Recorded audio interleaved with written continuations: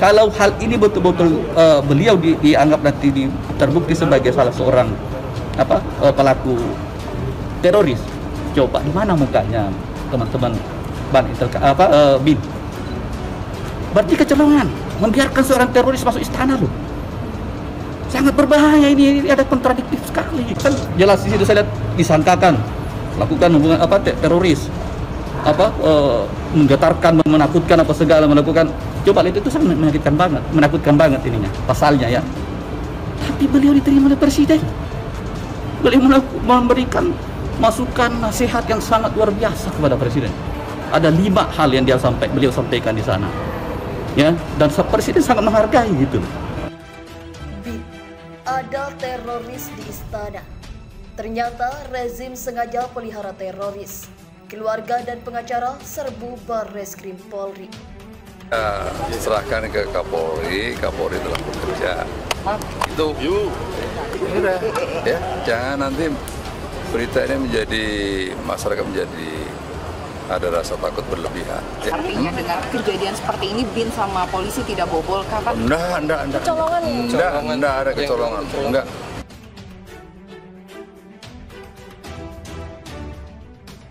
Makanya di bawah permukaan tanah itu hanya satu cara yang bisa dilaksanakan. Apa itu, Pak? Hanya operasi intelijen.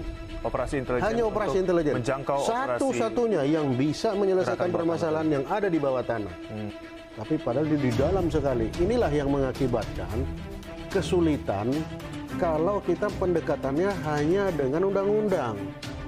Jadi undang-undang itu tidak akan menjangkau hal-hal yang seperti ini. Dia tenggelam di bawah dasar tanah. Padahal undang-undang itu nanti bisa diberlakukan apabila bom itu sudah meledak. Baru undang-undang itu berlaku. Jadi kalau dalam hal ini kita bilang undang-undang tidak akan bisa menjangkau orang-orang kayak dia. Indonesia ini banyak berkeliaran intel-intel asing ya. Dulu almarhum Pak Manulang itu cerita ke saya, 60 ribu orang katanya yang berprofesi sebagai, sebenarnya mereka itu adalah intel asing, tapi dia di sini berprofesi sebagai macam-macam. Berprofesi sebagai santri, berprofesi sebagai mahasiswa, dosen, guru, pedagang, dan seterusnya. Jadi saya tidak kaget kalau kemudian banyak sekali ustadz dan ulama kita yang kemungkinan adalah ya bagian dari permainan ini, jadikan jebakan oleh para intel asing yang sangat liar ini, yang kemudian karena kemudian mendapatkan informasi seperti itu, langsung aja tangkap dulu. Nah seperti itu. Dalam itu dugaan saya, karena saya lama mempelajari proses ini, mempelajari pengalaman ini sudah lama sekali.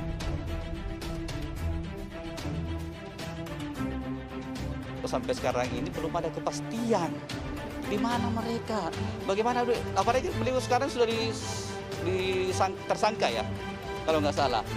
Kok bisa jadi tersangka, kita belum dampingi. Padahal hak tersangka itu sangat harus, wajib. Ya kan?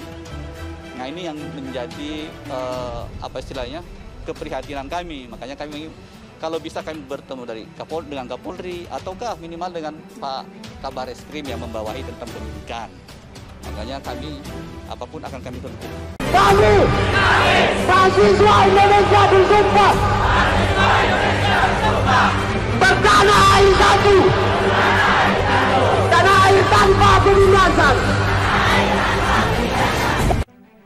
Soal pertemuan Farid Ogbah dengan Jokowi, pengacara BIN biarkan teroris masuk istana.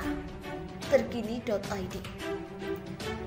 Ismar Syafruddin, penasihat hukum Ustadz Farid Ogbah, mengungkit momen kliennya bertemu dengan Presiden Joko Widodo di Istana Presiden. Ismar lalu menyinggung BIN. Saya lihat jelas Farid disangkakan melalui teroris apa? Menggetarkan, menakutkan, melakukan, coba itu menakutkan banget pasalnya. Tapi beliau diterima oleh Presiden, kata kuasa hukum Farid Ogbah dan kawan-kawan. Ismar Syafruddin saat diketemui di Mabes Polri, Jakarta Selatan, Kamis 18 November 2021. Melansir detik.com, Ismar menyebut Farid Ogbah saat bertemu Jokowi memberi sejumlah masukan dan nasihat. Menurutnya, Jokowi menghargai pesan dari kliennya. Bahkan beliau memberikan masukan, nasihat yang luar biasa kepada Presiden. Ada 5 hal yang beliau sampaikan di sana, dan saat itu sangat menghargai gitu, tuturnya. Oleh sebab itu, Ismar mengaku heran jika lainnya ditetapkan sebagai tersangka tindak pidana terorisme. Dia lalu menyinggung peran Badan Intelijen Negara. Nah, ini kok tiba-tiba? Kalau hal ini beliau terbukti sebagai salah seorang pelaku teroris, coba di mana muka teman-teman BIN? Berarti kecolongan membiarkan seorang teroris masuk istana loh. Sangat berbahaya ini, sangat kontradiktif. Lanjut Ismar. Sebelumnya, Densus 88 menangkap Farid Ogbah selaku Ketua Umum Partai Dakwah Rakyat Indonesia, anggota Komisi Fatwa MUI Ahmad Zain An-Najah, dan Anung Al-Hamad atas dugaan tindak pidana terorisme. Polri mengungkapkan penangkapan mereka berdasarkan pengakuan 28 tersangka teroris terdahulu yang sudah ditangkap. Ditambah juga keterangan 28 saksi. Ini merupakan para tersangka yang telah tertangkap terdahulu, ujar Karopenmas Divisi Humas Polri Brigjen Rusdi Hartono dalam jumpa pers di kantornya, Jakarta Selatan, Rabu 17 November 2021. Rusdi menjelaskan, 28 tersangka teroris itu memberi keterangan bahwa Ahmad Zain hingga Farid Ogbah terlibat dalam pendanaan kelompok teroris JI. Alhasil, Densus yakin ketiganya terlibat dalam aktivitas teror JI. Menerangkan kepada penyidik bahwa ketiga orang tersebut terlibat di dalam aktivitas pendanaan kelompok teroris JI ini, ujar Rusdi. Itu beberapa barang bukti yang didapatkan, sehingga dengan bukti-bukti tersebut, Densus memiliki keyakinan bahwa yang bersangkutan terlibat di dalam kelompok teroris JI, imbuhnya. Keluarga Farid Ogbah, Zain An-Najah dan Anung Al-Hamad serbu Barreskrim hingga ancam lapor ke Komnas HAM.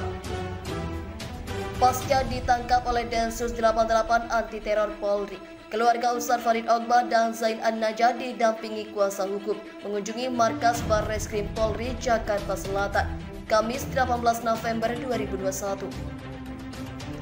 Kedatangan mereka untuk mencari tahu keberadaan Farid Ogbah. Selain itu, pihak keluarga juga menganggap penangkapan tersebut telah melanggar hak asasi manusia, sehingga hal tersebut akan dilaporkannya ke Komnas HAM. Kami datang ke Mabes Polri sebagai suatu usaha kami, bagaimana bisa mengetahui tentang keadaan klien kami, keluarga dari para ibu-ibu ini, ujar Ismar Syafruddin, kuasa hukum Farid Ogbah di Barreskrim Polri, mengutip Republika, Kamis 18 November 2021. Selain keluarga Farid Ogbah, Zain An-Najah, Ismar juga mendampingi keluarga dari Anung Al-Hamad. 3 tersangka teroris kelompok Jamaah Islamiyah yang ditangkap di Kota Bekasi, Jawa Barat pada Selasa 16 November 2021. Mendampingi keluarga ketiganya, Ismar menjelaskan bahwa sejak penangkapan dilakukan, pihaknya tidak mendapatkan akses untuk mendampingi kepada ketiga kliennya. Padahal, menurut Ismar, pendampingan hukum merupakan hak individu yang harus diberikan oleh penegak hukum. Untuk itu, salah satu usaha kami seperti ini. Kami kemana lagi? Kami harus terus mencari dan berusaha semaksimal mungkin, karena saya mengkhawatirkan beliau sudah tidak ada, imbuhnya. Setelah mendatangi Barreskrim Polri, kuasa hukum dan keluarga Farid Ogbah beserta rekannya juga akan mendatangi Komnas HAM. Hal tersebut lantaran Isman menilai penangkapan oleh Densus 88 Anti Teror Polri telah melanggar hak asasi kliennya. Kenapa kami mau ke Komnas HAM? Karena kami meyakini banget semua orang memiliki hak asasi untuk diproses sesuai aturan hukum yang ada. Salah satunya pelanggaran HAM itu adalah pertama proses penangkapannya, jelas Isman. Lebih lanjut, alasan lainnya, kata Isman, tidak diberi akses kuasa hukum untuk melakukan pendampingan hukum. Ketiga, proses penggeledahannya oleh Densus 88 Anti Teror Polri dengan cara langsung masuk, tidak mengindahkan keberadaan santri perempuan yang tengah berada di lokasi.